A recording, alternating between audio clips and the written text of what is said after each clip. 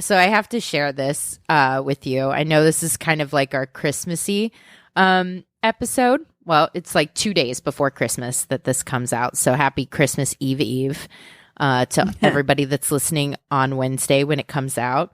So we're scouring for Christmas stories. And I found this little thing. It's on Reddit. This guy goes, my mother couldn't find pineapple to make with the ham on Thanksgiving Eve, so she used bananas. No. What? Why? No one ate it. A beautiful spiral ham, perfectly cooked with a very strong banana flavor. I don't understand. What? To me, that is What? so clearly someone who has no instincts about cooking whatsoever, which is always shocking to me when I meet people who I'm like, Yes. wait, what? Wait, what? Do you know how flavor works? Oh my God. He goes, that was 20 plus years ago, and I call her every year to ask her if she's making banana ham. Poor thing. She's never going to live it down. Oh, poor thing. Never. Oh my God, banana ham. You know, that reminds Oh, me of the God. conversation I was having with you guys yesterday about Oreos. Oh my God.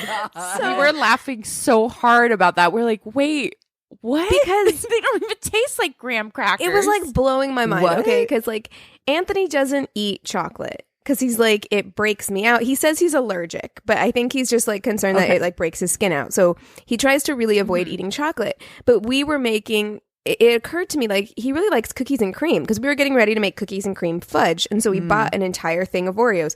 Of course, I have yet to make the fudge and now have to buy another thing of Oreos because we have eaten most of the Oreos.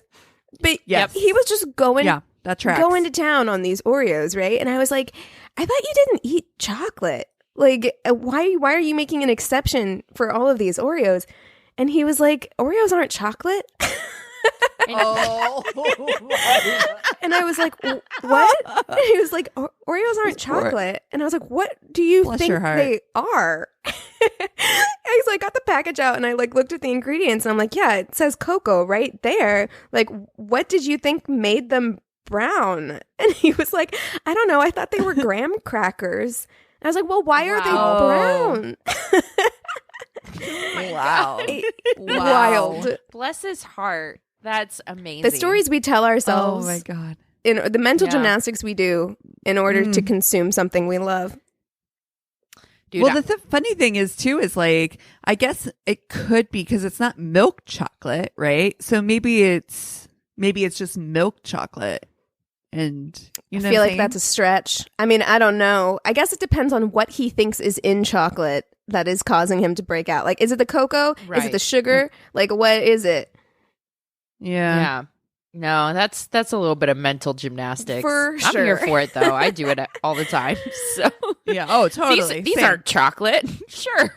These are Dude, these are diet cookies. They are vegan. speaking So, of Yeah. cookies and cream fudge, which I want some, oh, for sure. by the way. Okay. I found a post on Instagram for something. I literally like stopped what I was doing. It gave me a heart murmur because I was like, oh my God, how did I not know these exist? And how do I not have them right now? Pecan pie brownies. Oh, dude, I've saved some of those in my Pinterest. Like pecan pie, anything. I have saved Pecan it. pie is my fucking favorite. You know, And that combined with brownies, stop. I really want to make pecan pie bars. So they're like pecan pie, but they're in that like Yes. sheet pan. Because I'm like, oh Yes. man, I bet the distribution of like bottom crust to pecan pie filling is amazing. Mhm. Mm, Yes. And this has become a food podcast again. We must be Yes. hungry. Welcome back to Eating with My Worst Date. I'm I'm Cassie. Keegan. And I'm Christina. And yeah, no, that's what we were talking about before we started recording. It's like there are like few things to be excited about these days now that we're like completely locked down again. So it's like different foods we can make because you're still allowed to go to the grocery store. So I have never spent so much money on food in my fucking life. Amen. Ever. we have that, and then there's days packages come and days packages don't come. You want to know what my big... That's pretty much what you can wrap up the whole year with. Yeah, my big event for today is I'm making candied almonds. So that's my big thing today. Is that I'm going to make candied almonds. There's literally nothing else on the docket. Like, I woke up this morning and like did my hair and put makeup on for no reason. I'm not going anywhere. It's just like I need something to differentiate my weekdays from my weekends. Like, that's it, you know? Yeah. Yeah, no, yesterday I spent entirely too long making barbacoa from scratch. Just because now's the time. Now is the time. Have you ever wanted to try when else would you ever a very complicated braided bread recipe? Now's your moment, okay? Like, Jesus. It's cold. Eric's growing dill, and he's like, nice. He's like, we've got all this dill now. What do I even have dill for? I'm like, why did you grow dill? It's not like he hates it, but he's just like, now we just have all this fucking dill. It's not a practical herb. What are you gonna do with dill? And it is... It's good for fish. It's like, it's not a practical herb, and it is one of those herbs that grows like out of control. Right. So if you start, that's why I didn't grow it, because I'm like, I thought about growing my own dill because I was growing my own cucumbers, and I was like, I can make my own dill pickles. But then I was like, I'm only ever going to use it for pickles, and like, and then I'm going to have just a bush of dill. Like, it's going to strangle out all my other herbs. Where we're at right now. And yeah, he just ordered a bunch of mason jars because he's like, we can pickle a bunch of stuff. I'm like, oh man, is this life now? Is this what we've been reduced to? Here's it's where we are. It's so cyclical because I do feel like we are back in the mindset of the beginning stages, partially because it is cold again, and it was whenever lockdown started the first time. So mentally, I think we're like back in that sphere, but 100%, I am back to looking at things to can and things to bake. Like, I'm back in a homesteading mindset. It like lapsed over the summer, and I'm fully back in now, committed. Man. Yeah, I have been crocheting again. So you have that's been. my homesteading. I was just about to ask, like, what else is going on? But it's literally nothing. I do have something to bring up for you guys, because I heard this and I was like, that's something we should discuss on the podcast. So I'm sure all of the American listeners know. I don't know about any of our listeners overseas, our international listeners, whether or not how appraised they keep of American politics. But there was this woman who went viral like a little while ago. By the time this episode comes out, probably almost a month ago or 3 weeks ago, she went viral because she was at a hearing for voter fraud.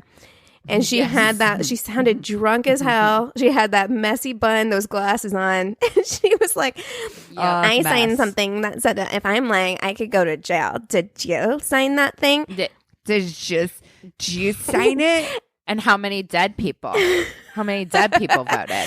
And she's since been like parodied on SNL and all these things. Like, it wild. Okay. But they've been kind of looking into her past. Her name is Melissa Carone, right? They have been looking into her past, and they found out that she was arrested. First of all, she claims to be an ethical hacker, which I think is a certified ethical hacker, which I think is hilarious. So, like self-proclaimed. You can't make up jobs like that. You can't just make shit up. Like what is a certified ethical hacker? Like, where did you get that certificate? Yeah, exactly.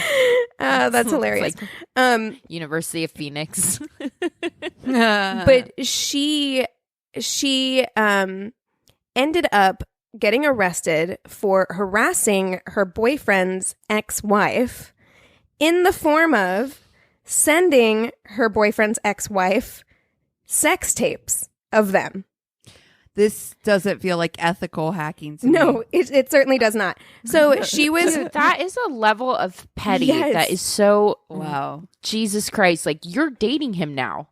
Who cares? Yeah, you quote unquote won. Although I have a hard time believing this is someone worth fighting over. But yeah, so she was recording them having sex together and then sending... and it was like a barrage like constantly, like to the level of harassment. Isn't that wild? Like I'd never heard anything like that in my life. That tracks for her. Actually, I wish I could say I was shocked, but she's obviously like an unstable individual. You know what I mean? Yeah. Like her reasoning. I mean, just watching that hearing with her and Rudy Giuliani, I was like, oof. Like, is she being like facetious, or is this kind of joke? Nah, I think she's going on? Legit. But this love triangle also kind of made me cackle a little bit because, okay, so Melissa is sending this woman, Jessica, harassing sex tapes, right? And so Jessica ends up getting arrested as well because she pulled up in front of Melissa's home and Melissa has her baby on her hip and she starts yelling insults from her car, Jessica, at Melissa, and then starts throwing rocks at her. Oh my Imagine if you were the neighbors. Like if you were like, it is the most wild. There were 5 people out vacuuming their grass. Dude, I wish I had been. Oh my God, that sounds like ultimate. Like who are these people? Are posting stuff on the Worsty group now about vacuuming the grass. Yes. Just like, I own it, man. I am nosy as fuck. As soon as I hear like a raised voice, I like pause the TV. Me too. I'm like, drama? I've got Eric trained to do it now too. Oh, hell yeah. I'd be in the shower and stuff like that. He's like, babe, I think something's going on with the neighbors. Oh, I'm like, 100%. Yeah, let me dry off real quick. I'm getting out. Hold on. Dude, tell them to hold my neighbors fight all the time. I think I've talked about them on this podcast, but they're not a couple. It's like a father-son duo. And they're from like, they must be from like New York or New Jersey because they have that very thick like East Coast New York or New Jersey accent. And the shit they yell at each other about, I'm like, y'all need to separate. This isn't healthy.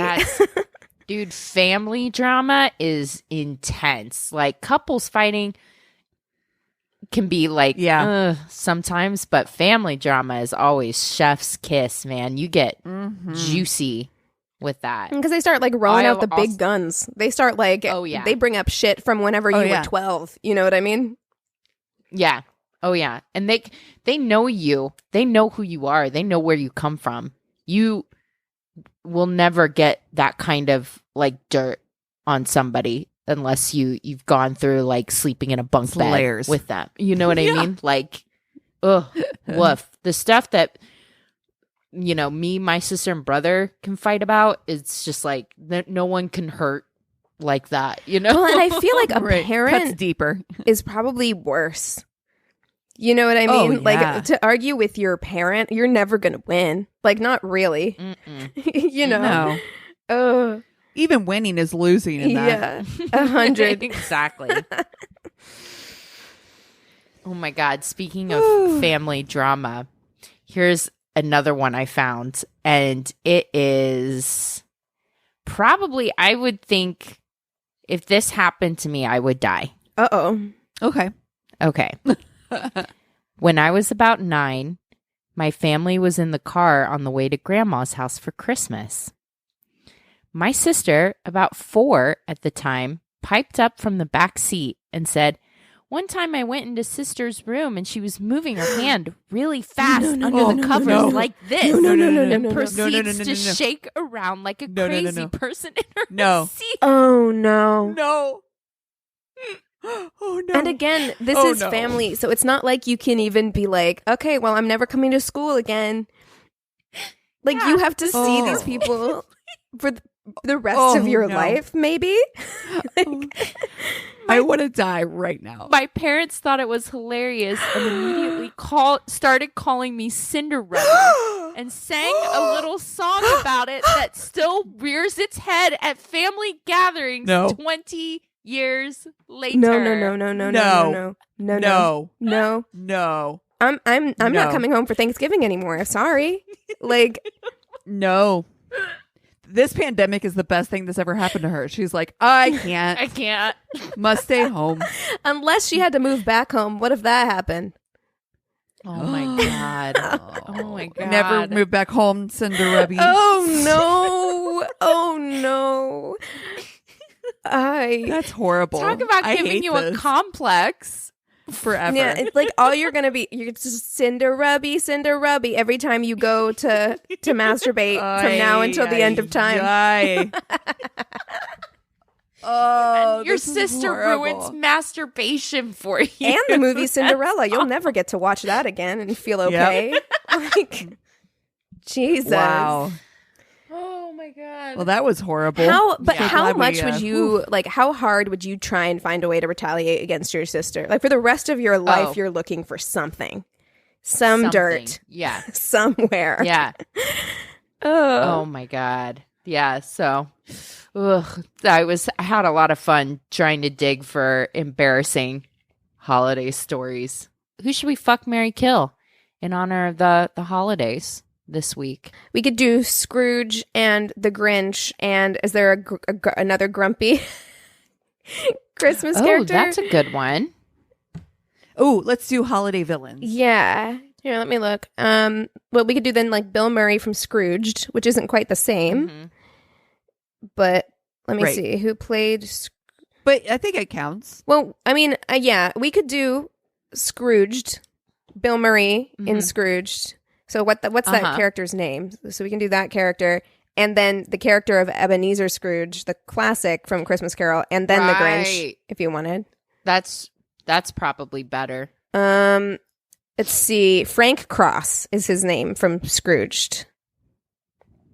So good. I can't wait to watch that movie. That again. movie- It's one of my favorite holiday I haven't movies. seen Scrooged in forever. That's Really? so funny. Oh my God. Not in a long time. love that movie. Oh, yeah. I hadn't seen it until I was an adult. So it was like a few years ago Yeah, that I makes saw it sense. for the first time. And yeah, it's so good. Yeah.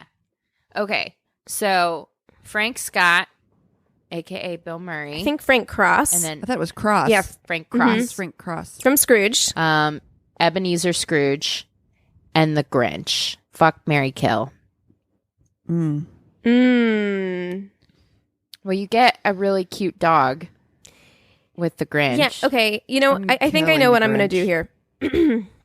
Hot take. It's going to be a hot take. I am going to just straight up kill Ebenezer Scrooge. I rewatched the on Apple Plus on Disney Plus. I rewatched the Disney Mickey Mouse Christmas Carol. And yes. you know what? He was just such an asshole. Like Ebenezer Scrooge, yeah, okay, he comes around at the end, whatever. But like throughout his life, like that doesn't really erase years of being like such a complete asshole. And also #eat the rich. Like no one needs that much money. So I am going to just straight up kill him. Like no need to keep him around. Actually, I might be changing my mind. I was going to actually marry the Grinch because here's the thing. The Grinch doesn't hate Christmas. He hates people, and he has good reason to hate people, right? He has a dog. He seems pretty happy with He's himself. not catching the Rona. Right. But that's the thing that has me maybe questioning whether or not I actually want to marry the Grinch, right? Because I'm like, this lockdown has actually taught me that maybe I don't want to live in a cave isolated from people for long periods of time. So that actually has to make me reevaluate this whole situation. But I can't just fuck the Grinch because that's gross. Gross. Yeah. There's really It no is. way around it. Oh no. Okay, this totally has thrown a wrench into my plans. I'm going to have to reshuffle. I still hate Ebenezer Scrooge. I still hate him. But actually, I think I'm going to fuck him. Just get it out of the way. One quick one and done situation. I'm gonna go ahead and kill the Grinch, not because I don't think he has the right idea, because I do, but I can't live that way. I have learned there's not enough bread baking in the world that's actually going to keep me occupied. So unfortunately, he's got to go, and I will take his dog. Yeah. And then I guess I'll marry Bill Murray's character, even though I really don't like him in Scrooged. until the end, of course, because you're not supposed to. But also, like, there is this thing, this whole like redemption arc story that kind of like gets on my nerves. Where it's like, you didn't want to be a good person just to be a good person. You had to have like all of this shit almost taken away from you before you could like. He encapsulates like everything that I hated about the 80s. Do you know what I mean? That like sleazeball, workaholic. Like I have to kill him. I mean, he literally is the worst. Even though he comes around in the end, it's still like kind of what you were saying about Ebenezar Scrooge. It's like, well, how does that make up for the years of pain that you caused? How many lives have you ruined along the way? I have to say, you know, I keep going back and forth because like the Grinch is the purest of heart out of these three. And he has a heart that's 3 sizes too small. So it's hard. Yeah, I think I'm gonna marry the Grinch. You know, like I think that yes, it has been hard, like living without people, but he does come around in the end, and he at least has a dog, which is nice. So yeah, I guess by the end, you have the option to come down from the mountain and hang out with the Who's. So yeah, and they seem pretty chill. They have wacky hairstyles and they stuff, like to sing in groups. That's nice. Yeah, so they probably karaoke. Oh, they sure do. Oh, you're making a good argument. Yeah, so I think I'm gonna marry the Grinch, and then I'll fuck Ebenezar Scrooge. I'll do it. You know what I mean? Like, yeah, it's not gonna be. I feel like it's gonna be cold. Like every time I watch any iteration of A Christmas Carol, I'm like, everything looks so cold. Like you got this drafty night dress on and like a bonnet cap. Oh fuck! You're gonna have to hike up that night dress. Somebody in a night dress. Hike it up. No. I changed my mind. I'm killing Ebenezar Scrooge. I'm gonna fuck. You're gonna Frank fuck Bill Scott. Murray. I'm sorry. I can't. I cannot. There. My pussy is shut for a night dress. It's not gonna happen. No. And a cap. Who wears a cap to bed? And it's That's so the weirdest cold. thing. It's like you guys are wandering around. You're wandering around on like concrete floors with a single lit candle. I can't. It's so cold. Oh my God. And you're rich? Yeah. Yeah, but exactly. But okay, but he also has a quality. You know, I think I'm actually going to do the same thing as Christina for the same reasons. Because both Scrooged and Scrooge have a quality that I also really detest, which is when people are cheap. Like, it's one thing to be poor, like, that's fine, but it's another thing to be cheap. Like, when you have the ability to do better and, like, you don't because you're hoarding wealth for some reason. Ungodly reason. Yeah, right? and, like, that's what Scrooge does. It's like, dude, you have money, but you don't even want to spend it to, like, keep your fires lit all night. Like, come on. Yeah. Ugh. Well, I'm probably going to have the hottest take, and I will be accepting the hate mail that I know I will receive. But I hate Dr. Seuss with a strong passion. Not the hottest of takes. Yeah. It's a strong burning dislike for anything Dr. Seuss. He gets on my nerves. It's anyway.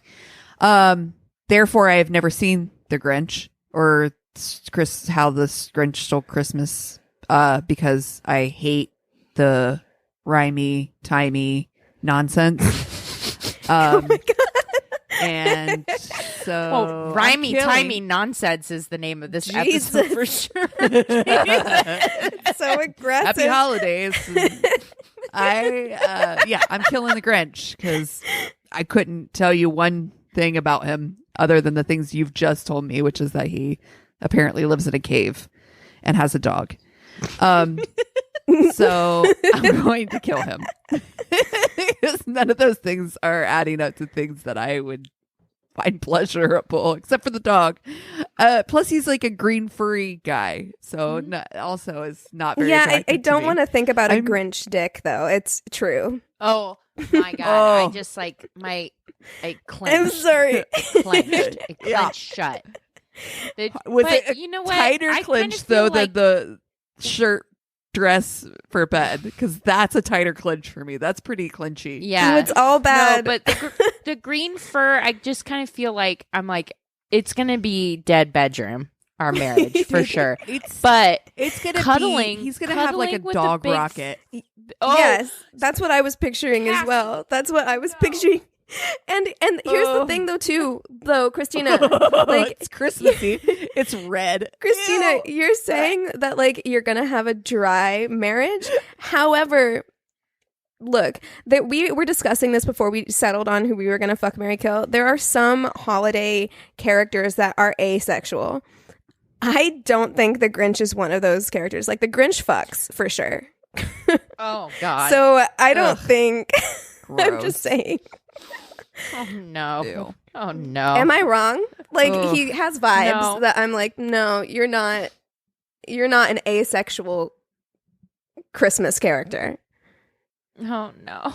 Ugh. So I'm sorry if I just ruined that for Yeah. everybody, but Yeah. I hate everything about this. I'm going to fuck Ebenezar. Just, I feel like it'll be quick and over with fast. It's and a that's fine. missionary 3 pumps. You're done.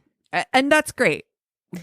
Done over quick. Yep. Moving on with my life with Frank Scott. Cross. Scott. Wait, what is it? Cross. Frost. CROSS. Cross. Got it. Frank Cross. Scrooged. I'm going to marry him because that seems. I mean, he does come around in the end. And who doesn't love Bill Murray? You're Let's gonna be have honest. so much. There's gonna be so much '80s partying happening for sure. Shoulder so much pads. cocaine. Yeah. That's what I was gonna say, but I was like, maybe not. But I'm like, like. I mean, 80s partying. How do you not say Yeah, there's going to be a lot of glass tables and cocaine involved in that relationship for Yeah. sure. So many mirrors and razor blades. Oh my God. Oh no. Oh God. Gosh, no. you know, this was probably the most cursed fuck, marry, kill we've ever done. Like I feel like I need a shower It's horrible. after Yeah. I do too. this conversation. Like I am so uncomfortable. You guys want to take 5 and we'll come back with stories? 1 second, we actually have a new patron. Oh, yay. So I want to give a shout out to Alyssa. Welcome to our Patreon family. We are so excited to have you. Let us know what you think of not only our Bud Light Seltzer review, but also our Crazy in Love bonus movie of Happiest Season. So let us know. And if you have more suggestions, please reach out. Yay. All right, guys. Let's take 5 and we'll come right back with stories. Sounds good. And we're back. All right, Cass, kick us off with some holiday stories. Yeah. Okay, so this holiday story actually won for, we had a little contest to get stories within a week. People sent in stories, and this one was our winner for that. This is a submission that we got through our Instagram. Awesome. So this all happened to me when I met my then boyfriend, dad, and stepmom for the very first time. We live in Wisconsin and they live in South Dakota. They have horses with a bunch of acres. We decided to go on a horseback ride to get to know each other better. And it's just something fun to do. It was a great hour-long ride with a great conversation. We get back to the house stable and I realize I don't know how to dismount a horse. Girl, same.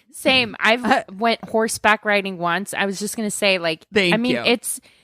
it's fine, but it's like, it's way more uncomfortable than I thought it was going to be. It's not like, You know, it kind of Doesn't feel hurts. good on the does crotchal kind of region. hurt, and especially like I have ridden a horse without a saddle before.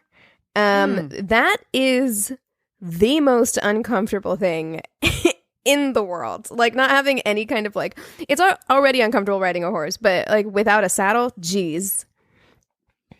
Oh my God. No, thank you.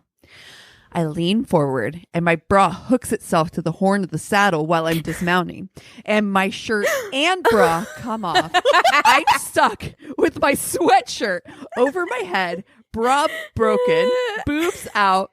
All I could hear was my now father-in-law laughing and saying, "This isn't Sturgis." I spent the rest of the day without a bra, and we have never spoken about that incident since. That's hilarious. Oh, you know what? At my least God. she's married into a family where they don't do what they did to Cinderubby and tell that story every chance they get. You know what I mean? So true. But So how true. mortified. He's like, this isn't sturgeon. How mortified if you just flashed your future in-laws. Like, Oh, Yeah. Yeah. Like tits out for, oh my God. Meeting the in-laws is tough enough, but yeah. Oh my God. horrifying. Okay. All right. This one was an email submission. This is a holiday story, but it is not a Christmas story. Oh. It says, "Oh my God, ladies, do I have a mortifyingly hilarious meet the parents story for you? It's not strictly holiday themed per se, but it happened over 4th of July weekend, so I'm going to tell you anyway." So a different holiday. perfect. Perfect. I met R while Wow. I met R while studying abroad in Morocco in college in 2004. How romantic. Like, how many Mary Kate and Ashley movies did I watch where like this was the premise? You know what I mean? My mom met somebody on holiday her senior year of high school. They did those like class trips or whatever in Rome. She still has a picture of him. So jealous. His name was my God. Fernando. And she was like, that was the love of my life. I'm like, Dad's right there. Every He's like, time "I don't she hears care." that ABBA song, she's just crying looking at that picture. I met R while studying abroad in Morocco in college in 2004, and we started dating immediately. I went home after a semester, and he went on to study another semester abroad in a different country. This was before Skype was popular, and neither of us had iPhones or the internet at home, so we mostly wrote each other letters and talked whenever we could drive across town to buy calling cards. Oh my gosh. Summer 2005 rolled around, and he and I hadn't seen each other in more than 6 months, and I was dying to get to spend some time with him in America. As luck would have it, I was working that summer as a nanny a few hours away from where his parents lived. I arranged with my employers to drive from the city out to the country to visit him over the 4th of July weekend at his parents' house. I was so excited to see him and hold hands in public, something that was frowned upon where we had been in Morocco, and to do all the things that normal couples do in the summer in America. On July 3rd, I drove to R's parents' house and met his mom and little sister, age 15. His dad was away on business, but would be home early the next morning. Because his little sister was a bit promiscuous at the time, and his parents were trying to put the kibosh on that, his mom asked us to sleep separately. I would sleep in the basement in the den, which they had converted to a makeshift bedroom with a bunk bed, and he would sleep in the RV because his dad is a super crazy early bird, so sleeping on the couch would have meant waking up at like 4 a.m. every day. All was Very nice of him. All was well that night. His mom was nice. His sister was a surly teenager, as I had expected her to be. Their dog was sweet and cuddly. We ate dinner together, and then he and I went for a long walk in the field behind his parents' house as the sun went down. We stayed outside till super late night and watched the stars come out. Because his parents lived in the middle of nowhere, the sky was just full and sparkling. I'm not really a mushy person, but even I have to admit that it was romantic as fuck. Yeah, is this like a For Hallmark everything about movie? this so far, I'm like, you met in Right? Morocco. You wrote letters to each other for 6 full months before going to his parents' country home. You know what I mean? Okay. We laid on a blanket and made out, etc., under the stars for literally hours. My now 36-year-old body chafes at the thought, but at 21, I was into a multi-hour romantic entanglement under the stars. I still think that's nice if it's with the right person. Yeah. We got ready for bed, and being the rule followers that we are, we went to our separate locations. The bunk bed in my room had a shitty futon mattress on the bottom, so I slept on the top bunk because it had a real mattress, and even at 21, I was unwilling to sleep on a crap mattress. The next morning, Nice. R got Good up call. super early to meet his dad, who got home from his trip around 6 a.m. His dad is a crazy morning person who usually is wide awake and singing chirpy camp songs by 5 a.m. Absolutely not. Oh, this is my dad. Like, that's legitimately like Ugh. my dad is up at 4 and he's like playing like his CDs from his collection, like singing. My dad coffee. gets up that early too. I'm ridiculous. like, what? Why? You don't have to. I don't understand. So even though he had just gotten off a plane, he was chipper and excited to meet me. Something you should know about me at this point in the story, I am not a morning person. Like, not even a little bit.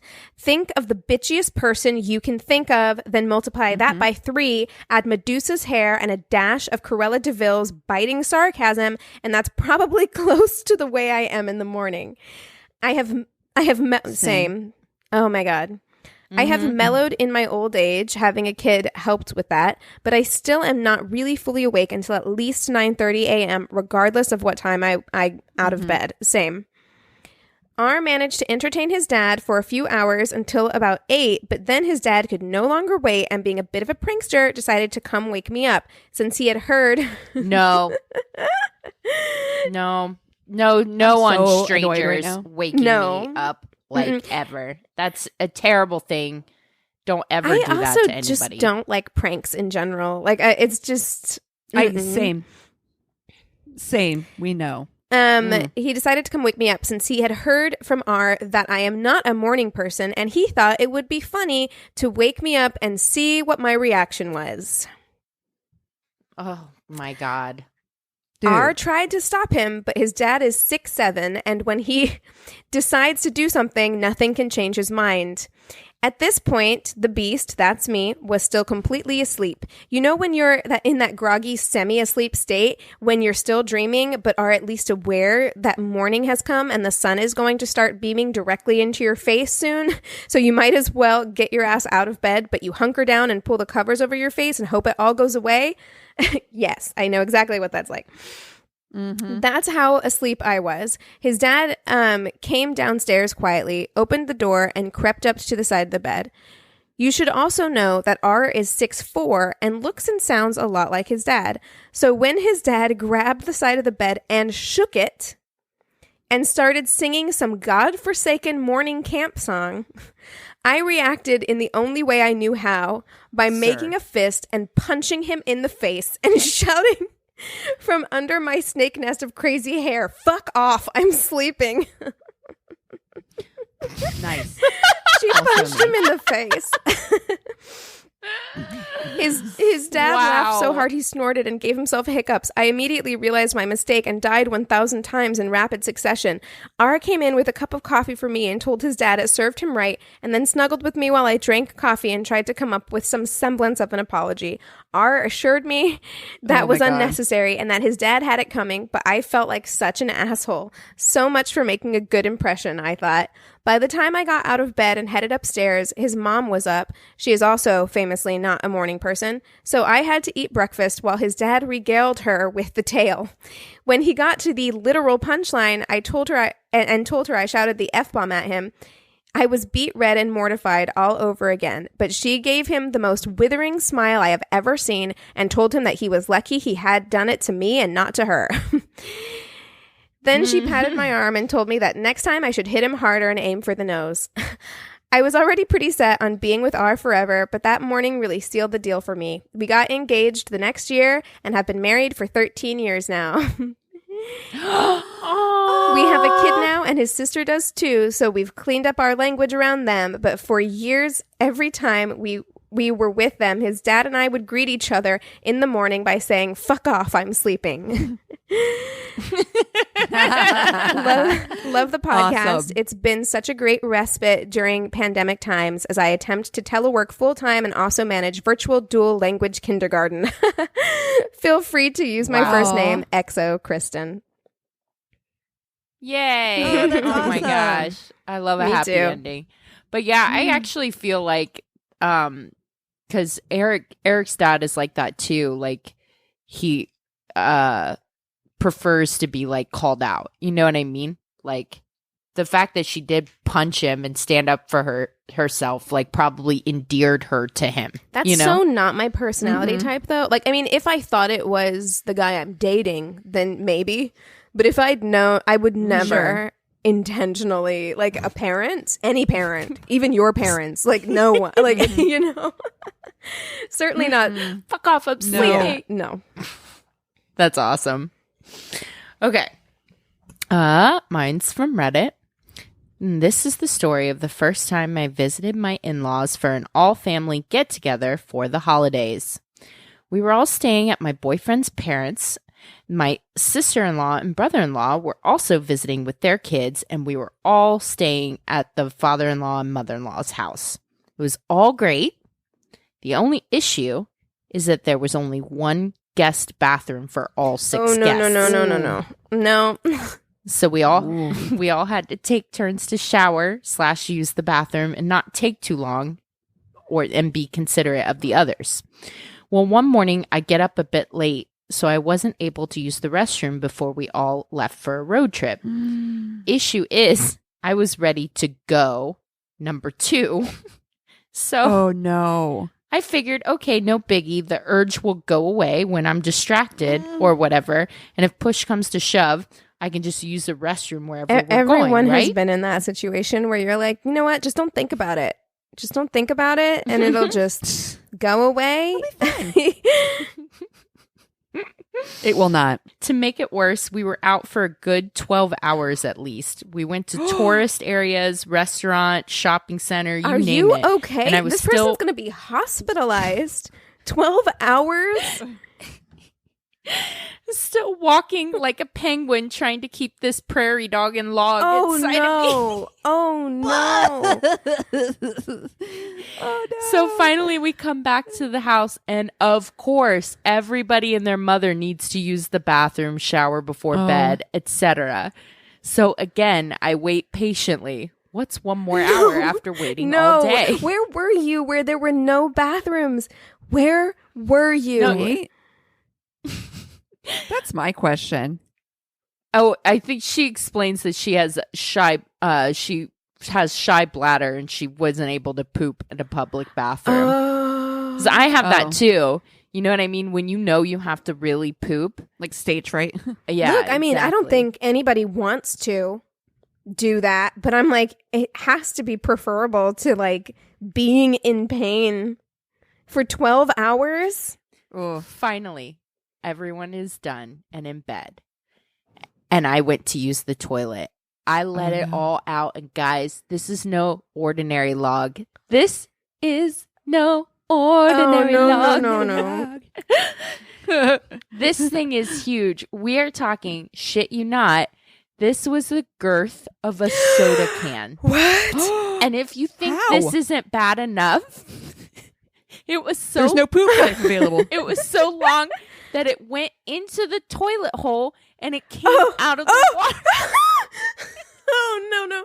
You got a breach. We got a breacher. Oh, I hate this.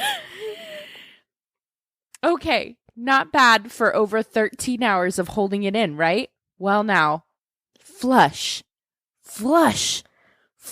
dang it. Nope, the damn thing would not flush.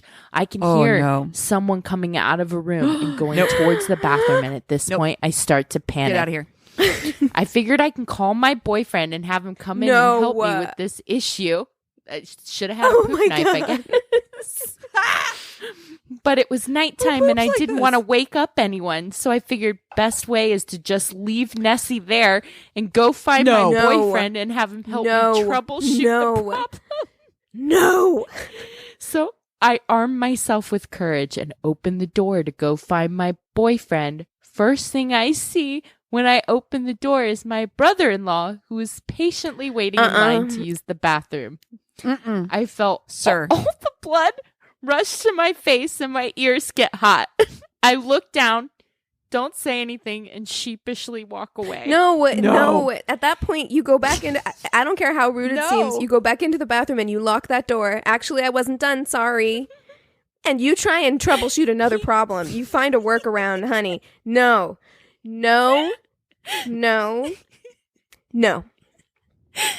He went in, I heard him gasp, and immediately turned around.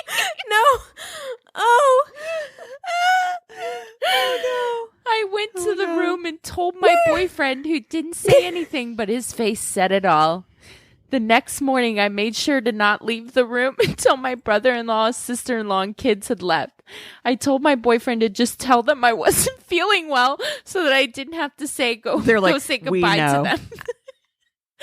I'm glad I only see them once every other year because hopefully by then he would have forgot about my friend. No, he's never forgetting. Never. I would forget. never forget this situation. It would live in my brain forever, and I probably would bring it up again. A poop so big it made him gasp. And then just leave. He's like, you know what? I don't even have to go. What? Never mind. To just walk away. Like, I'm still trying to contemplate, like, what was she thinking? Where she was just like, you know what? I'll just, like, that's another level of avoidance. Like, that is a whole nother level of avoidance where she's just like, you know what? It's a problem for future me. I'm just going to walk away. Yeah. I'm going to compartmentalize. I'm going to put this into a part of my brain I don't have to deal with and just stay in this bedroom. Maybe he'll think it wasn't me. Well, you know what? All part of the mental gymnastics. Moral of the story. Oh my God. Go in public. Poop night. No! Dude, you guys, I guess we need to get a Mywar State No, poop we knife. don't. Apparently I put my foot down, Christina. No. No. Available for Christmas. I could only see doing it for like a limited time. Special edition. Special collector's item. That's it. And then we forget it ever happened. If enough people write in, and please make sure if you do, make sure to write it in the reviews.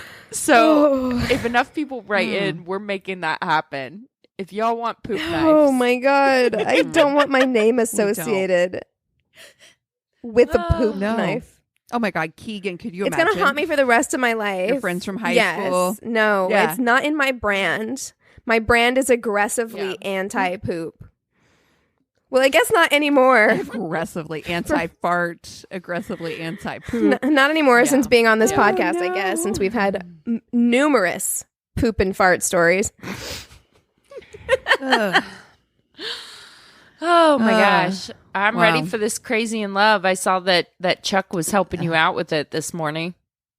Dude, so I'm trying to the thing about doing crazy in love, I love doing it. Mm-hmm. The thing that is always, I don't know for you guys if this tracks, but like the thing that I always find the most difficult is like the putting it together, right? We've talked about this where it's like, how do I want to tell the story? Like in what order? Like where do I want to begin the story? Where do I want to, fit this in? Or how do I want to put it together? So that's kind of what I was doing because I have literally 2 notebooks of notes. Oh dear. Mm-hmm. One was like the original set, and then this was like me kind of putting it all together, kind of how I wanted to. I can't believe that both of you write your notes by hand, like because I can't believe you type them. I'm so much faster. Oh, see, I'm so much faster at typing, and then you can do things like just move paragraphs around rather than like having to start a whole new notebook. I also, for me, it's harder for me to read. Sure. On the it's easier for me to read it on paper. For some I think reason, I'm the weird one here for sure. So yeah. I don't. Dude, you've seen my notes. They're not even full sentences. They're like, they're so disjointed. It's just a page I can look at that has the main things, and then I just kind of wing it. And it depends on the story I'm telling, too, because sometimes it will just be bullet points like you do, Christina. Yeah. Like that sometimes is my notes. And then sometimes it's like, I want it to just be bullet points, and then it ends up being like this. That's exactly how it started. I wanted it to just be simple bullet points for me to tell the story. Well, that means this is involved, so I'm excited. Here we are.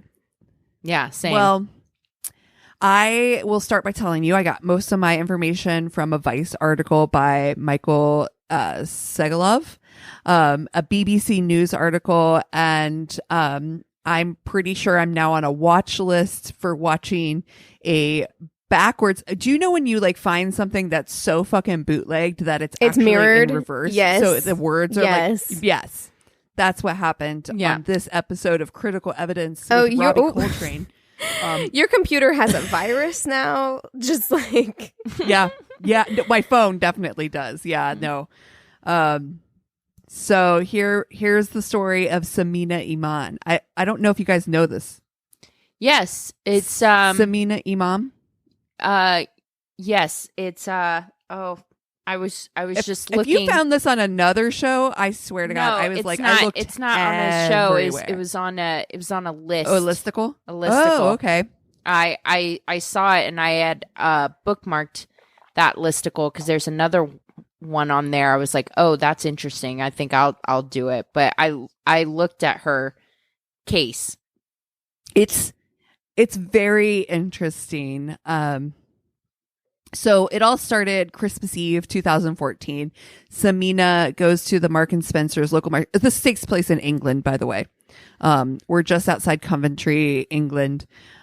She goes to the Mark and Spencer's, which is kind of like a Dwayne Reed or like a. I don't know what Dwayne Reed is either. Me either. Like a CVS Walgreens type of situation. Oh, yeah. So like a Mark and Spencer's, grabs a bottle of Bellini, some snacks. She's stocking up to go to a room that she has rented for tonight, Christmas Eve and Christmas Day, to spend with her lover at Malmaison. Malmaison is this really rad like hotel. It's kind of like a boutique hotel. It's in there's multiple locations, but the one they're going to is in Birmingham. Mm-hmm. And that one, they have like a couple like really cool like specialty suites. It's a really, really nice kind of posh place. So this is her big plans. She's going to spend Christmas Eve and Christmas Day with Halaba. Finally, this is somebody she's been seeing for 2 years, and they have been keeping their relationship a secret for these past 2 years. And this is going to mark like the beginning of making their relationship official. Why were they keeping it a secret? Shameena is. Oh, okay. I will tell you. Wait for it. I will tell you, though. Shameena is a 34-year-old with a great career. She has strong family bonds and a really strong friend group. She's a regional manager. So she takes care of a region of Costco's in this area of England. So she takes care of like multiple stores, right? Multiple locations. She's making upwards of like a 6-figure salary at the time. She's, really doing really, really well for herself.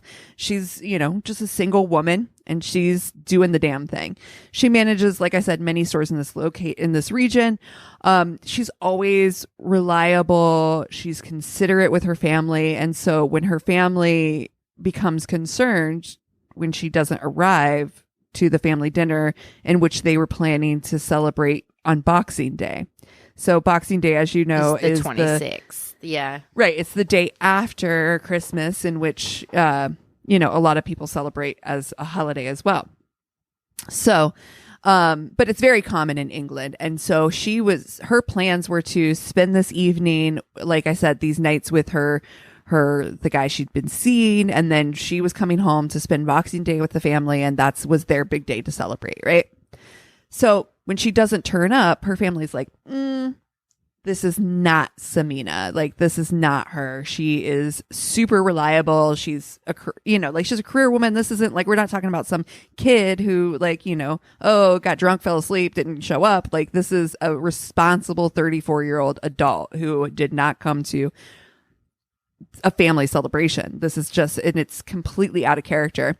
And fortunately, the police actually take this disappearance very seriously. So they immediately start to investigate this odd disappearance and start to talk to some of her friends, talk to some of her family. And, her family knows that she had plans on Christmas Eve and Christmas Day, but they're not really certain exactly what those plans were. And some of her friends are like, yeah, we know that she was planning on staying at Malmaison, but, we know that she was kind of seen by somebody, but it was like in secret. I know this was like a secret romance and we don't really know the guy's name. I think it might be Roger, right? So that's as much as they're 2 getting. years. In a secret relationship, and you haven't even told your close friends his first name? Yeah, dude, I was telling you Roger. guys after like 2 days. You know? Yeah. You guys knew all of the deeds. Well, we wouldn't allow it otherwise. Right. And I think her closest friends did kind of know at least enough to know the guy's first name, but it's not like they ever spent time together. This is definitely was a secret relationship. She was leading like a kind of almost a secret life, right? So they're like, okay, well, she was working at the Coventry Costco on the last day that we know that she was around. So let's start there. Let's go find out maybe some of her coworkers, see if anybody knows anything about like where she may have gone after she got off work that day. So they go to the Coventry location and they meet with the manager. The guy's name is Roger Cooper. So they're like, that's interesting that this guy's name is Roger. They were working together and the person who she's supposedly may be seeing is named Roger. So the DS flat out is like, hey, are you guys dating? And he's like, yeah, well, we were dating, but we just broke up. Suspicious. So totally suspicious. But also he's just like, yeah, we broken up, but she wasn't very happy about it. But yeah, here we are. And so they're like, okay. So they check out the video surveillance. They see that he leaves before her. And then they see minutes later her leaving the same Costco location. They find out that this is the secret boyfriend that she was supposed to be spending those days with. Roger had a significant relationship, a long-term relationship. He wasn't married, but it was a long-term relationship that he's been in for a very long time. Plus, the other big reason that they'd been keeping the relationship secret is because Costco has a really, really adamant, strong policy against dating, especially, I guess, within management. Okay. Yeah. So a non-fraternization policy within their company. I'm pretty certain, like, if you worked in, toiletries and warehouse, you probably aren't going to not be able to date the other. Right. It's just because they're both managers. Are they both managers? Right. He's the store manager. So technically she would be like his boss. Okay. Kind of. Yeah. That's the way I would imagine it too in my world, because that's kind of how it would normally work. Right. Yeah. Yeah. So, but the other thing too is I have to ask. So if Anthony or Chris came up to you and was like, "Oh, I have to go away for Christmas Eve and Christmas Day." I mean, right. They must have framed it as though he was working. I would imagine, like, I've got to go to this work thing, but like, what company has work? Well, I think you quickly find out that he has no plans to do this at all. Oh, I see. Okay. Like he's told the police too. He's like, yeah, no, she'd been planning this. She'd booked this over a month ago, but we've broken up since then. And so, yeah, I wasn't going to go. Yeah, there's no way you could get away with yeah, I mean, yeah, I don't see how it would work. The only thing that you could make up was something to do with your job, but most jobs allow for you to be off on Christmas, Well, yeah. In Shamina's mind, she's like, we're literally not going to be a secret relationship anymore. So she's like, he has broken it off with his long-term girlfriend. We are saying fuck it, and just we're doing this. It's finally time, right? Mm-hmm. Like, we are going to commit to having a relationship. So in her mind, that's where she's at, right? In his mind, he's like, nah, we broke up. Fam. Mm-mm. But Roger is really open with the police. He shares it had been kept secret, of course, because, like I said, he had a longtime partner, plus, of course, the store policy. He also, during the interview, when they were like, when was the last time you saw her? He was like, at the store that night. I was Christmas Eve. I actually spent running to my brother's place in Leicester, because he had this Star Wars figurine or something that I needed to pick up, like a holiday gift, right? So he's like, that's how I spent my evening. I was in Leicester. You can ask my brother. They're like, we're gonna do that. Will do, champ. Mm-hmm. Will do. So he also, during this interview, is like incredibly upset. So the interview is literally just to find out like where he's been, like what he knows. It's a very simple interview. But during the interview, when they're like, where do you think she may be? He's like, I don't know. Maybe she's with friends. Maybe she decided. And he's like, starts like tearing up to the point that he starts like sobbing, to the point that he is blowing his nose, snot nose. The police are just standing there with their like- notebooks. They're just like, Yeah. Like right now she's just missing, so you know. So right, exactly, and that's what they're saying. They're like, at this point, we're just like trying to find out where she's at. Like we have nothing.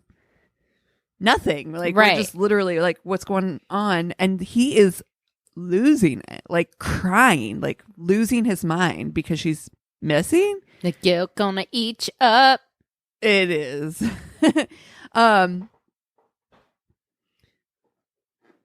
Oh yeah, so when they ask him where he is, he assumes that she may be. He suspects that she might be on holiday with some friends. They're not really understanding why he's so upset. He's also sharing messages with the police, possibly like the last message that Shameena may have sent. And in this text message, it's just like, you know, she's very upset and is just like, you know what? Basically, fuck you. I'm going to go spend my time with people who care about me. That was the last text message that he got from her. This text message, too, like the way he's showing it, it's all like incoming messages from Shameena. so he no erased outgoing everything that messages he from sent to him. her. That's not suspicious at all. Like, dude, Not at all. Yeah. Not at all. Even though like the texts that she sent obviously are responses to dude, if okay, texts. Like and not also, just do people not understand that those don't go away? right, and all you've done is make yourself look way more suspicious now. Like, Right. Yep. So, this kind of goes quiet for like a couple days. Like they're not really getting anywhere. They interview Roger's brother, David. David is ex-military for the English government. So he's, but he, props up the alibi, which is that he did come there. So he's like, yeah, no, my brother was here. He wasn't, like right after work, this is where he came. He was here by this time. All's good. We're all great. It's all gravy. Meanwhile, they find the car in Luton, which is 60 miles from Coventry. When they go through the car, so the car has been missing, right? So she's missing, car's missing. Where is she? What's going on? They find the car in Luton. They're going through the car and they search everywhere. Her bag is missing. She'd had a packed bag for her overnight stay. She had her groceries that she'd gotten at Marks and Spencer. So, I mean, she had the Bellini, that's all missing. Everything that she's purchased missing. Her purse is gone. Any evidence of her like being in that car from this trip is missing, right? So it's all gone, which isn't like necessarily super suspicious because like if you park your car, you're not going to leave all that stuff in it if you're going somewhere. But she's also not there, at no plans to be in Luton. Like this is just really a bizarre thing, right? So they go through it with forensics. They do the fingerprinting. They go through the whole car. There are no fingerprints. Literally no fingerprints. Well, So that's not not only- my car. It's no one's car apparently Exactly. because no prints at all of anyone's. So they're like, okay, this clearly has been wiped the fuck down. The other thing that they noticed right away is that she's 5'2". Okay. I'm 5'4". Keegan, 5'4". They notice right away that her car seats Pushed in her all the way car back. is pushed almost to the yeah, no way. so that's not going to happen. Here's the other thing. Now we have a friend who is, you can delete her name if you want. Mackenzie is like maybe 5'3", 5'2", 5'3". She's just shorter than you and I. Now she scoots her seat so close to the steering wheel that she could drive with her chest. She could like literally just put her tongue out of her mouth and drive the car. It's so close. Mm-hmm. So when she gets out of the car, she does have to scoot her seat back a little bit. Okay. But she doesn't put it back so far. So this is my point. Like, nobody puts their car seat back that far. It's actually would be harder to get out of the car. It doesn't if make you're that sense. Like, short. because Anthony and I pretty much share our cars because we have a parking spot in the back, and then we have, a street parking spot. Mm-hmm. So if only one of us is going somewhere, whichever car is parked in the back is the car that we take. So we take each other's cars all the time. Mm-hmm. I do pull my seat pretty far forward when I'm driving, and Anthony pulls his pretty far backwards. Like, so we are constantly having to adjust those seats. There is, even if you had to pull your seat back a little bit to get out, there's no reason that you would pull it. Not like that. No, there's no like reason. that. It doesn't make sense. Not that far back. Right. So they're automatically like, this is the thing that I found very interesting, which is that the police in England were like, this is no longer a missing person case. This is a murder with no body case, which I don't think I've ever heard of happening in the States. Well, like, not with that kind of evidence. That amount of evidence. I feel like people would be like, she just didn't feel like coming home. Well, sorry. Like, I feel like you hear that a lot more here. I feel like even if detectives had suspicions that this was a murder at this point, to me, this seems kind of early to be saying it's a murder. Like, it's definitely suspicious, and you can say, murder, like, no body. We have suspicions that, like, she is in danger, or we're keeping all possibilities open. But I actually think it's odd that you would jump straight to this is a murder, because you don't really know that right now. Yeah, so far she's just she could have been missing for a kidnapped. couple of I mean, you days, don't know. and her car is right. Well, but this is also 6 days in. Oh. So you're looking at like multiple days in. Nobody's asked for like any money, right? So, but I mean, you have the. But you have like the Ariel Castros of the world, right? Who like kidnap people and keep them locked in their house for 20 years. I mean, not to say that that's a likely scenario, but it just seemed strange after 6 days to automatically be like, nah, it's murder for sure. I just think it's odd.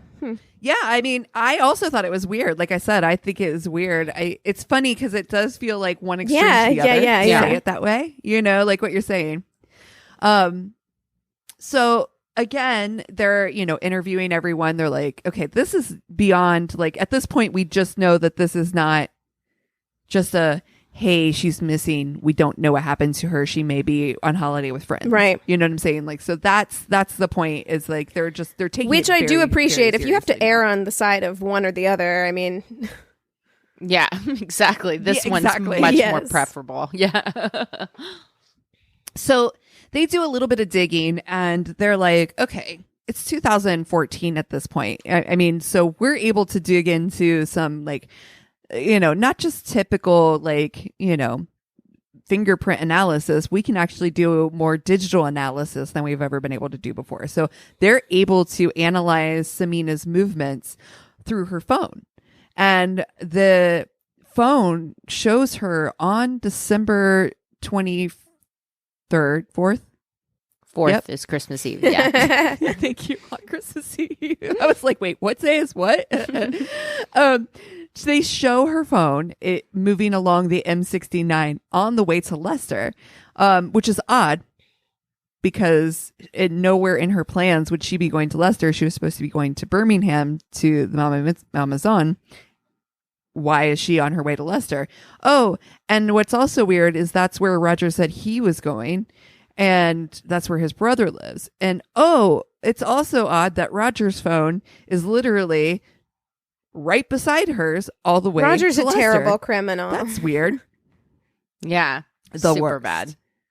Yeah. So during the route, this is actually when Shameena's family last hears from her. And at that time, she's on her way to holiday with her friend, Roger. At this time, this is just a little stopover they're going to make. They're going to run over to his brother's because they have to make a quick stop to grab some stuff. And then they will go to the hotel. Right? So she calls her family and is like, hey, family, how are you? I'll see you guys on Boxing Day. How's mom? Her mom's been sick for a while, so she was checking in on her, and her sister said that it was just a really, whatever phone call, just like a check-in phone call, and that she would see them on Boxing Day, which again made it even more suspicious. Like I said, when she didn't show up, she literally just confirmed 2 days before that she would be there. This was not a question, right?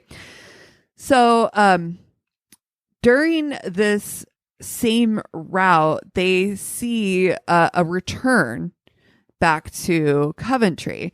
On the return route, though, her phone is turned off. So in Leicester, her phone is on, but Roger's is off. On the midway point between Leicester and Coventry, her phone is turned back on and his turned off. Wait, did I get that right in the beginning? I think so. No I think His is on in Leicester. Okay. His is on in Leicester. Midway point, he turns his phone off. His turns off, but her phone turns on suddenly. And his turns off. Then her phone turns off, and then he gets home and he receives a message from her. So basically what he's trying to do is now he's like, wait, I do have her phone. There might be a digital alibi I can set up here. This is when that text message of her being like, I'm very upset. I'm going to go spend my time with friends comes in. And she's like, oh, I was at home when I got that. So she was alive last time I saw her. Using not just a hat rack, my friend, using the old noggin there to come up with an alibi. This guy's an idiot. I mean, if only. I mean, this nerd is like literally turns her phone off. Like they can't, like he is just so oblivious to the idea that they would be able to get that message. Right. Anyway, so boop, boop, boop, boop.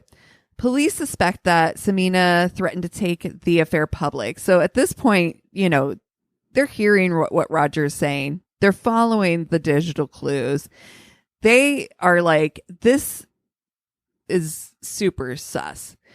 The main reason it's sus is because this was a secret relationship. Nobody is supposed to know about it. So now suddenly we know that Shameena feels and thinks that this is going to be like revealed. You're telling us that it was never going to be that. It's just like these things aren't matching up, right? Mm-hmm. And so police are just like, they feel like, he probably threatened her, right? Or she probably threatened him and was like, I'm taking this public regardless. And he's like, sure thing. Sounds good. Let's do it. Not. But what they do is that they try to figure out like, a little bit of like how this could have happened, right? They're like, let's take from that day and instead of going forward, let's take it back and let's find out like from the 23rd moving backward where their relationship was. What details do we have about their relationship prior to that? And what they're able to find is that there is, communication. There's communication between the two brothers. There's communication between her and Roger all the way through December. So it's like if they were supposedly broken up, why were they communicating so often? The other thing is that they're like, okay, well, she went to Leicester, so let's take a look at David's house because that's where they said they went in Leicester, and there's no reason to think that they didn't. So they get the ability to go check out David's house. Here's the thing. Apparently David's house is a tiny little flat, but it's packed full of shit. So he's a hoarder. So they have this tiny hoarder house that they have to go through, and it takes them days to get through it. But they do, wild, right? They are able to find, though, in his fridge, the Bellini. Oh my God. Oh my God. These people, why, look, why wasn't that drank already? My guy, give it away, gift it for Christmas. Like, why is that still in your house? What's wrong with you? He forgot about it. He couldn't find it. Everything's still in this guy's house. So everything. And I have to say, look, we all have siblings. And I love my siblings deeply. I cherish them. I don't cherish them enough to lie about murder for them. Like, No. and I love Say them. no. Like, you know, and I would defend my brothers, you know, against many, many things in life. But I am Murder's not probably not giving one. you a fake alibi. No. Especially to kill your mistress. You know what I mean? Right. Like, And I'm not Ugh. keeping evidence You know- in my fridge for you, my guy. No. Mhm. No. So they find that there is enough suspicion. Some of the other evidence they're going through, they watch the car go, they see the car, trace it going along the highway, but the camera won't show enough of the angle. So you can literally only see from the neck down who was driving the car when it was dropped off. So there's all these like things that are adding up to these two guys, right? So the police are like, we're arresting them. Like, there is no reason to think that they are not the people who did this. That's so suspicious. It's all circumstantial though, and they have no body. Imagine going to jail But- because your brother didn't want to tell his girlfriend that he'd been cheating on her for a couple of years. Like, exactly. They Yeah. just boiled it down. Yeah. It's pretty the much, worst. pretty much. So all this comes in. They arrest both of them. David is freaking out. He's like, I did it. And she came over and they came over, and when she came in, I used chloroform. I just thought I would knock her out, but it actually killed her. What does So this dude have on his brother that is making his brother do all of, like, bend over backwards for him in this way? Like, why? Yeah. it's honestly, why? So a friend comes forward and she's like, hey guys, so here's the other thing. When you guys picked up David to go to prison, a couple days before that, he gave me this set of keys that was just really weird. He's like, keep an eye on these. Thought you might want to know. One of the keys goes to an allotment he has over across town. So they go over to the allotment. It's basically just a blank yard with a bunch of shit in it, right? So they're checking out the lot. They go to the back and there's like tarps and stuff all over the place. There's this one tarp that the corner of it has no debris on top. That's weird because all the other tarps have debris across the whole thing. So this one tarp has an area in which it looks like it's been folded up and the debris has been slid down. So they lift it up. They dig in the ground for a little bit and they find the shallow grave of Shameena Imam. Now, they find her body has been buried. It's in a zipping bag. What am I trying to say? Like, A dry Sleeping bag. clean bag? A sleeping bag. Oh, sleeping So bag. she's been wrapped in like cling film, like saran wrap, and in a sleeping bag and buried. So they find her body. On the body, the cling wrap has fingerprint evidence. So they are able to unequivocally link David to this murder. Well, the problem is they're like, Roger definitely has to be involved. What reason would Dudeface have to kill this girl that his brother brought over? And why would his brother have left? no, yeah. You know what I'm saying? His girlfriend there. Like this, like none of this adds up. Like this doesn't math, right? So the police are like, how can we connect these two? So this is when, again, like I said, the police start looking at the relationship in a backwards motion. One of the things that they found at the house was, at David's house, was behind a brick in the wall. Again, this is like a hoarder house. So they're finally getting to a place where they see walls, I'm assuming. They find a phone, a toss away phone that doesn't have a SIM card in it. So it's only able to make like local texts, like just local calls and texts, right? But it still has all of the text messages in it from prior conversation. In these prior conversations, there are texts found on December 11th in which, before that, they also find that he has used his computer to purchase chloroform David? on December 8th. Okay. Yes. They found all this. They also found that in the mobile home, that on December 11th, there are communications between his brother and him.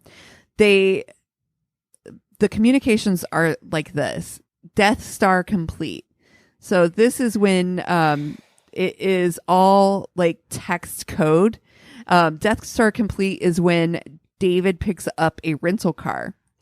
What? Can I just, I can't let that pass. Hotel. I'm sorry. Death Star complete. Like, these two nerds got together and they were like, we need a code word. And they were like, Death Star sounds good. Oh, they're all Star Wars no. Stop it right now. It's fun. No. So they realize moral what of the story is do not have a secret relationship with oh my God, right? A Star Wars nerd. Wow, we're getting really specific. Like, oh my God. Right. So what they're finding out basically is these text messages on December 11th are from a plot to kill Shameena on the 11th. She was supposed to have gone to a hotel. Again, she travels for work, so she was going to be at a hotel. He was sitting outside her hotel. He gets a message from Roger saying, stay on target, you are expected, Vader. Oh, no. Sorry, guys. I'm sorry. It's horrible.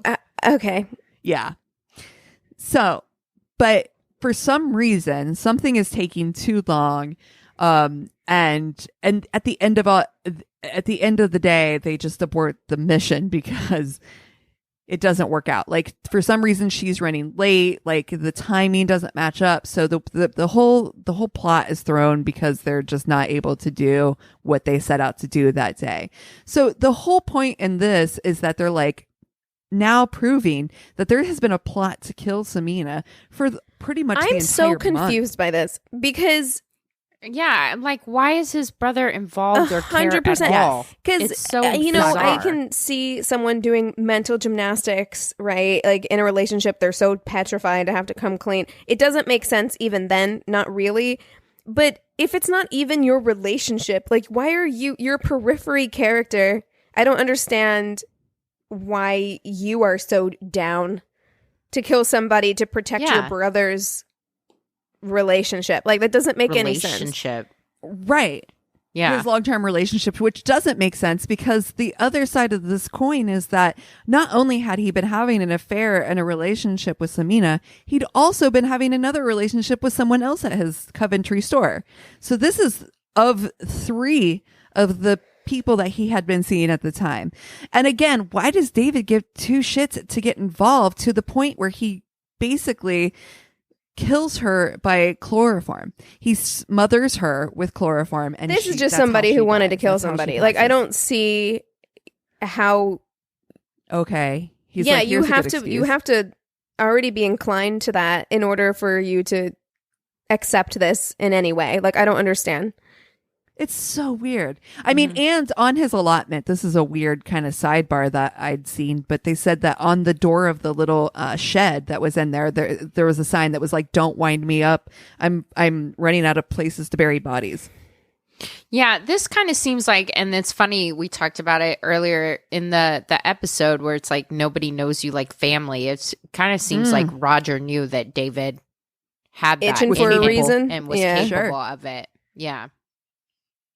So at the end of the day, both of them are given a 30-year minimum sentence through the royal court, and they are both serving that sentence currently. So that happened in 2014. Roger was 41, I believe, at the time, so he won't be even eligible to consider parole for 30 years, so until he's 71. It seems like it's crazy to me. I'm glad that they both received the penalties that they did, because technically Roger didn't kill her, but he was part of the plot to murder her. Yeah, it's just so fucking crazy. Senseless. It's senseless. So stupid. It's really stupid. It's completely senseless. You have this woman who, honestly, you could have just broken up with her. Right. And look, let's play that out, right? In his worst case. So he breaks up with her and she exposes him to his girlfriend. Like, yeah, dude, you're in for some uncomfortable conversations, and quite possibly you will lose your girlfriend. Like, that is... Guess what? You're going to lose your girlfriend if you go to prison. Right. For Like, 30 I don't years, too. understand. Yeah. Okay. I mean, that's so infuriating because it feels so senseless. Yeah. And it's just such a convoluted, like, plot, too. Like, you literally, you guys put so much effort into And still sucked. kill her. And still And sucked. still sucked at it. Yeah. It's just really absolutely. pathetic, actually. You know? I'm just like, you could watch like 3 Law and Orders and have done better. Yeah. It's terrible. Yeah. It's shitty. And it sucks because now this family, you know, has a tragedy every holiday. You know, their daughter, their sister, their aunt, you know, was taken from them so callously on Christmas Eve. Like, it's horrible. Oh, good one for Christmas. Don't date Star Wars nerds that are in long-term relationships. So hyper specific. Like, It's I very feel like niche it's a good market. reason, though. if we can take anything away, If you can take anything away from it. Yeah. We're not an advice podcast, but we will give you this piece of stand behind advice. it. Feel solid about it. Yeah. Yeah. Real strong.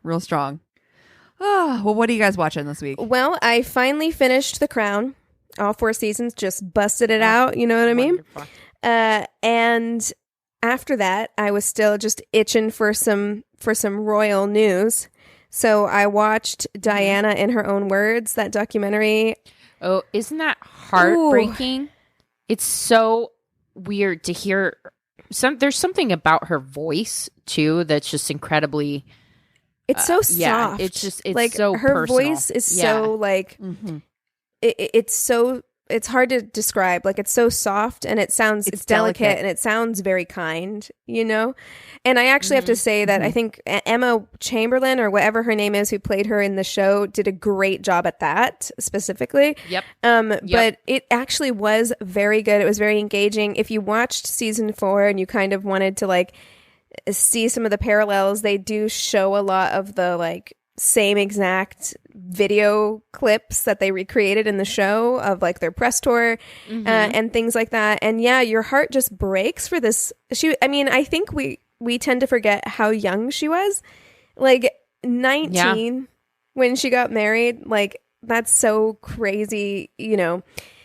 So I would recommend that if you finish The Crown and you're like, I'm looking for something else, I would recommend watching that. It was good. Yeah. We are almost done with the Marvel in timeline order thing that we were doing. And I told you guys during the break that I binge watched Alien Oh gosh, Worlds, Alien Worlds is wild. But yeah, pretty much, yeah, that's it. It's been like one heck of a boring week, really. Yeah. I don't really have anything new media wise. I did rewatch The Shining last night, which begs the question why people thought Jack Nicholson was hot, but we can save that conversation for another day. That's a whole nother conversation. Yeah. I just watched Queen's Gambit, and you were right. I did like it, and it is so good, and I thoroughly enjoyed it. It was really good. Yeah, it's just beautiful. It's beautiful to look at, and like she hit the lottery on gorgeous, right? Oh my God, I know. Chris said she won the gene lottery. I think she's Argentinian or something as well. Her eyes are she has huge eyes. Incredible. Like, and all those costumes and everything, her clothing in that just is like chef's kiss. It's really she's. Chris said he's like, they need to win some awards. You know she's beautiful when she can pull off a haircut that is that short. Like, what's happening? Like, it's cut off like mid-ear. It's a bob that's like mid-ear length. It's very Amelie. I actually have shown you guys the picture of me with that haircut from my like junior year of high school, and it's the most unfortunate. I look like Little Lord You have to Fauntleroy. have such a pretty face to pull off a haircut like that.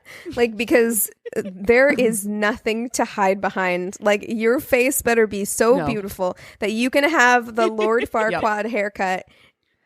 I look like the Dutch boy from the Dutch boy paint cans. That's exactly what I look like with that. And I've had it. God. I've had that haircut as an adult. Oh my God. Fantastic. Yeah. Oh, well, if you guys have shows that we should watch, if you have stories to tell, New Year's is coming up next. I know I've had some pretty interesting New Year date stories.